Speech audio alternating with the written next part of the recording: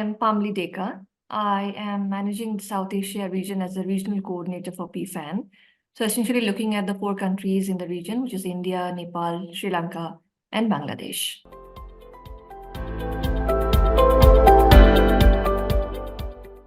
I think there have been some major developments which have happened in South Asia at both the policy level and the implementation level. So basically what's happening is that in the region, countries have increasingly been focusing on setting up and meeting their climate energy, clean energy goals. And this has actually been good for us. It has driven the private sector engagement and also the interest amongst the investing community, both on the equity side and the debt side. So while I must point out that during the 2 years of the pandemic, it did affect the operations, but it also taught the network on how to continue origination and mentoring throughout these times. So if you look at the conventional paths that we have been taking up to engage with external stakeholders, they still continue to exist. But PFAN has been innovating and adopting new strategies. So for example, in the past, we have been having these convenings of investors and external stakeholders in person. But during the pandemic, while we couldn't do it, we started developing these online modules where we had quarterly engagements with investors through investor roundtables across South Asia and Southeast Asia. Another aspect is the kind of coaching that we have been offering to our mentors, capacity building throughout this period. And last but not the least, we have also been looking at how to make our portfolio more gender inclusive. So I think these have been some of the key developments in the region within this period when REAP and UNIDO has been hosting PFAN. And I would say at the end of this period, we have over these, if I look back at the last 5-6 years, we have gathered commendable amount of knowledge based on the work that we have been doing and have been adding value to the network, to the ecosystem, which I think we'll be covering going forwards.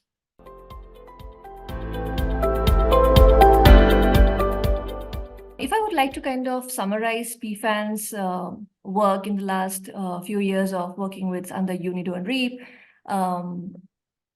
I think one word which would be apt would be ambitious. Why do I select ambitious? Is because while we have been looking at companies which are in the kind of range of $1 million to $50 million fundraise mandate, the coaches have not stopped there. They have gone beyond their comfort zone and leveraged from their experiences and the network support to look at bigger deals and bigger kind of projects which have had larger impacts in the ecosystem. Particularly in the last 1 or 2 years, we have been increasingly looking at larger deal sizes going up to almost $200 million. And I think that kind of really adds kind of further credibility to the PFAN network and the coaches and the kind of work that they're doing. Obviously, this would not have been possible if they were not ambitious enough to, look beyond the kind of comfort zone of that $1 to $50 million deal size. So yeah, in a kind of nutshell, I would say PFAN network has been ambitious and we have been successfully meeting those targets and going beyond that.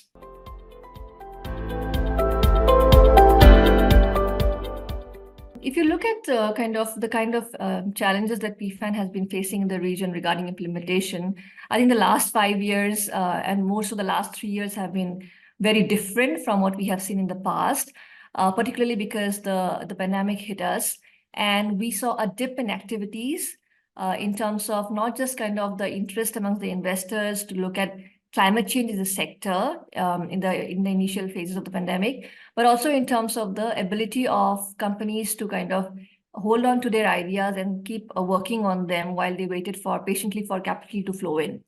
So which impacted basically the number of projects and number of MSMEs and SMEs that were there in the market, which needed our support. So project origination has been challenging. Things have now moved forward, but I must say that has been one really difficult phase for us in terms of originating quality projects. We did have to innovate on the go. I think some of the things that we kind of adopted were we looked at roadshows. Some countries particularly did very well in roadshows, example, Nepal, where the country coordinator was very closely involved in going to different pockets of the country and identifying potential climate clean tech entrepreneurs. The second thing we did more kind of actively was tying up with incubators and networks across the region. The idea of tying up is that, we get an access to the larger ecosystem, but also kind of we can feed in our companies at a later stage or at an earlier stage to these incubators. And finally, another approach that we have been adopting is essentially reaching out to investor community. So at many a times we see investors who are not able to kind of go ahead with a particular set of companies because they are too early stage or they do not fit their mandate. In that case, it's PFAN can find a good fit and go forward with it. So we have been kind of playing around with these different ideas, but overall, yes, we have had to think out of the box to solve this problem.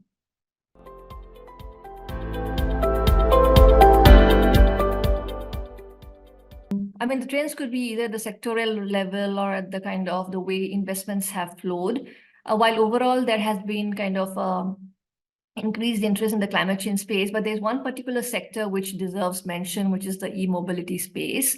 I think the policies which the governments in the region have put together, the subsidies which have been in place for some time now, has really driven the electric mobility space in the region, particularly led by India. So to just give you an idea, there are around 4,000 electric mobility companies right now in India, I mean, from a particular source, which implies that, the whole kind of value chain has been covered. So this has been a very kind of interesting trend for us, because if you look 5 years back, there were hardly any mobility companies which were part of our portfolio. But if you look now, not just in the region, across the globe, increasingly we are seeing a large number of e-mobility companies being included in our portfolio. And this has had a very good spillover effect. So for example, while India has been leading the path on e-mobility, and so has the number of portfolio companies from PFAN in the e-mobility space, a large number of them are from India, but that learning we have been using for, coaching companies in the neighboring countries. So for example, right now we are coaching a company in Nepal, which is amongst the first ones to actually look at the three-wheeler e-mobility space in Nepal. So I think there's a lot of cross-learning across the regions, and that's how kind of monitoring the trends continuously and kind of trying to learn from the countries across really helps in, leveraging on these developing trends in the region.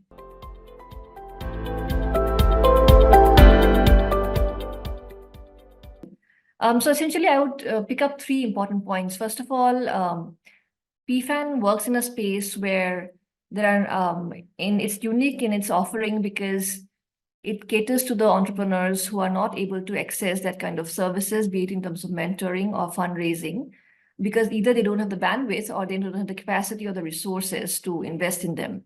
So I think that's a huge impact that PFAN has in terms of supporting the development of the ecosystem. Secondly, it's also in terms of identifying the right set of investors and mapping the particular requirements of the entrepreneurs with the investors. So that's also a missing middle, which PFAN has been working on. And increasingly, we have been working more actively with investors, particularly through the new kind of services that PFAN has been offering. So that's another way of, kind of helping the investors also bridge the gap in terms of the knowledge they have about particular sectors, and also in terms of bridging the gap of the entrepreneurs who are trying to figure out who is the best fit in terms of the funding structure that they are looking at. So these are 2 key areas. I think there's a third area which is not that much talked about, but worth referring to, is essentially the whole kind of knowledge that knowledge body that PFAN has been creating. While we do not have any outward looking external stakeholder facing reports which capture the knowledge of that PFAN has accumulated about the industry. But I would like to refer to the investor roundtables, for example, that we have been doing. The whole idea of trying to understand from different countries the kind of trends which are evolving, what is working, what is not working. There's a lot of kind of learning which happens there. And I think PFAN has been a great contributor in terms of making sure that the knowledge is transparent, available, and accessible to the different kind of stakeholders in the ecosystem. While we would love to do it more, but we have already been kind of moving on that path, and I think we've been doing a good job at that.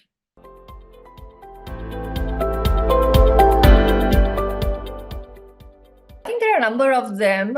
We would like to kind of, if you think about the sectors where PFAN has contributed, I think the basic to kind of begin with, the very fact that PFAN gets engaged with companies at an earlier stage in their life, which implies that, PFAN has a very important role to play, because it's not just about, the fundraise, but it's also about the journey where the companies are developing, evolving their business models, going through a lot of kind of brainstorming in terms of what can work, what cannot work. And we have been fortunate to have these awesome coaches and mentors who have been working with some of these companies. So for example, I would like to refer to a company called Atomberg from the energy efficiency space. They have been the leaders in the space in terms of developing energy efficient equipments for households, particularly in the fans, the ceiling fan space. And PFAN has also covered them in one of our reports and collateral in the past. So that's an example of where, PFAN Coach has been working with that particular company from the very beginning. And they have actually now become the leaders in their industry and have created an entirely new market, which we did not know existed. So yeah, I think this is definitely some commendable work done by both the project developer, the entrepreneur, and the coach with the support of the PFAN network.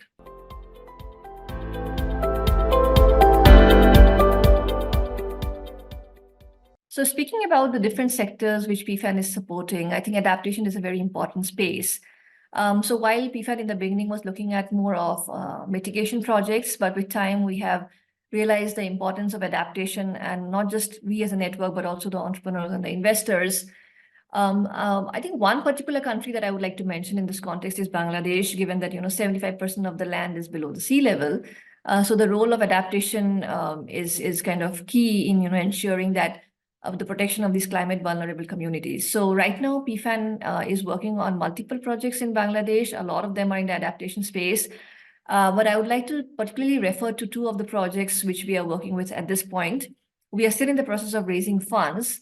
But ideally, the idea is essentially to look at how can we provide funding to the entrepreneurs who are trying to solve some of these challenges.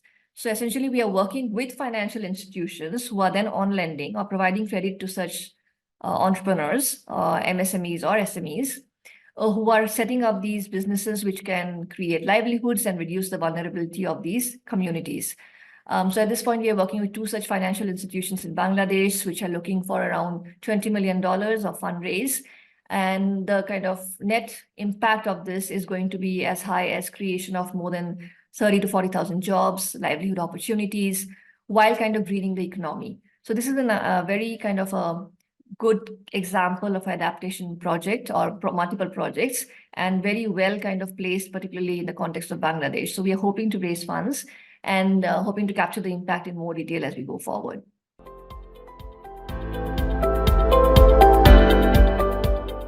So I think there are a few areas. One is obviously the advisors are involved very early on in brainstorming with our entrepreneurs. Secondly, they work very hands-on in terms of developing the material which can be presented to investors, which is very key because often we see a gap between what the entrepreneur is trying to convey and what the investor is trying to understand or trying to kind of invest in. And thirdly, in some cases, we have seen a lot of a very key role played by our advisors in providing technical support and technical assistance. So essentially what I'm trying to say is PFAN goes beyond just the managerial strategic kind of consulting to also things around on the technical side where the advisor is equipped with that kind of knowledge. And those have actually been contributing towards transformational kind of impact at the project level and at also the ecosystem level.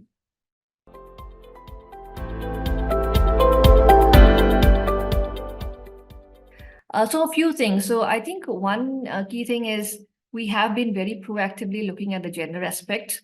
And if we look at our portfolio now versus what it was a few years back, we have a more gender inclusive portfolio. So when I say gender inclusive, it could be in terms of the employees, it could be in terms of the board, it could be in terms of the co-founders, it could be in terms of the beneficiaries of the services, and it could also be in terms of indirect beneficiaries which are being created.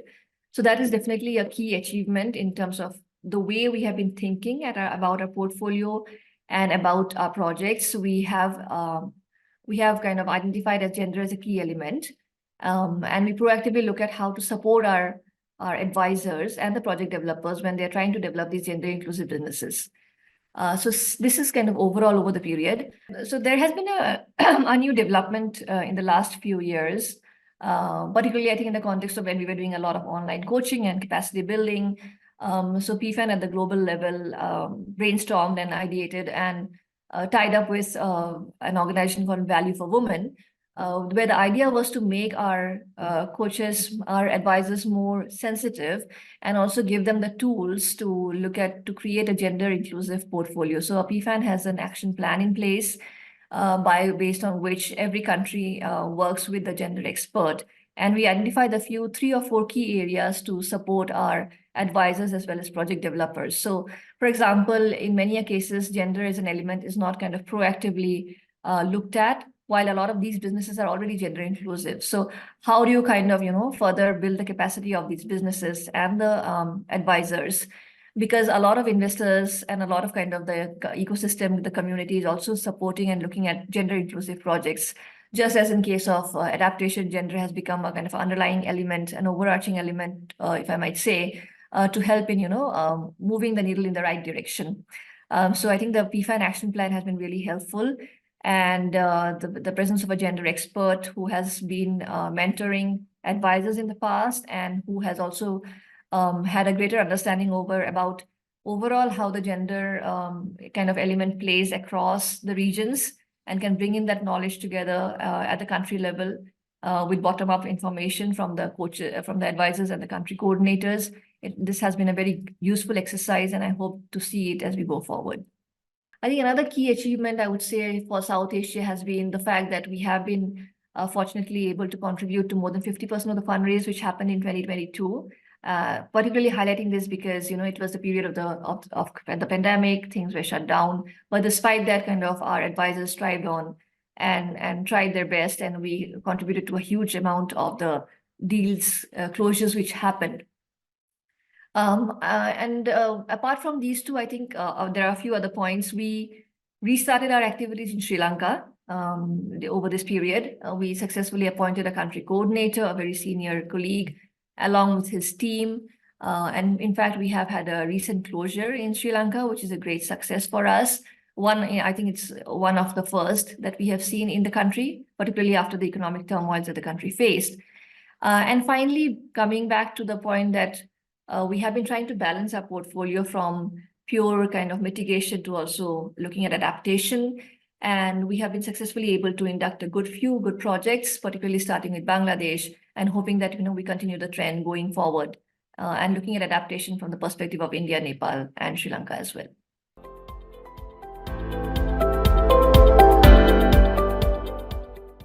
While there are a lot of good things to highlight, but at the end of the day, PFAN, as the name goes, it's a network. The strength of the network is basically relying on our advisors and our country coordinators and how cohesively everyone is working together.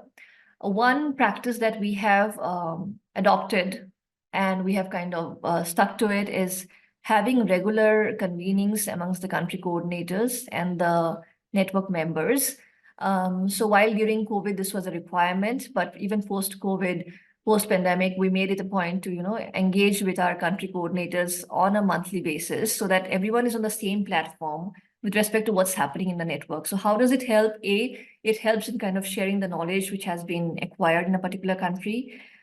B, it helps in brainstorming the challenges, because oftentimes the challenge faced in one country is something that has already been seen or experienced in another country. So for example, what Nepal is facing with respect to electric mobility vehicles in terms of how to introduce them, what's assessing the market size, that's something that India had faced a few years back. So there's a lot of learning which can happen. And obviously there are a lot of investors and financial institutions which are looking at things at the regional level. So having kind of all the country coordinators and the network members on board with respect to what's happening and how things are moving forward has really helped us in keeping the network together and cohesive. And I think it's a good practice to kind of put in place as we go forward, and to kind of also it's a good place for us to all learn from each other. So I think that's something that to highlight for sure.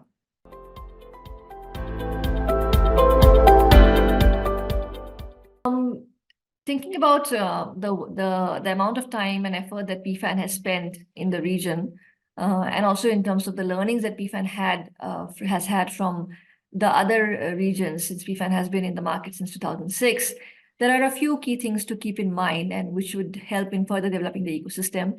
There's a lot of learning which is already out there. It's about reaching out to the right set of stakeholders. So for example, if you are setting up as an entrepreneur, if you are setting up a business, please do reach out to your peers and the other companies which are trying to solve the same problem. more than often, you will see that someone has faced the problem that you're facing right now, and there's benefit in trying to reach out to either a mentor, an advisor in a network like PFAN, or to your counterparts, which you may consider as competition, but at the end of the day, you all are together trying to solve the common problem. So there's a lot of benefit in reaching out to the ecosystem. There are a number of incubators and number of platforms already there in a developed market and developing, almost developed economy like India, which help in, bringing the different stakeholders together. So for example, the investor community, the kind of advisory community, the entrepreneurs, we have not seen that kind of a platform yet in the context of countries like Nepal, Bangladesh, Sri Lanka, and other developing economies. It would be ideal and it would be good to see that such platforms come up as we move forward, because that's an ideal ground for brainstorming, knowledge sharing, and also for kind of overall supporting the development of the ecosystem in the right direction. So I would say these are the two or three kind of things in a nutshell, which can definitely help, and which obviously PFAN is there to support with, given the experience we have had in the region.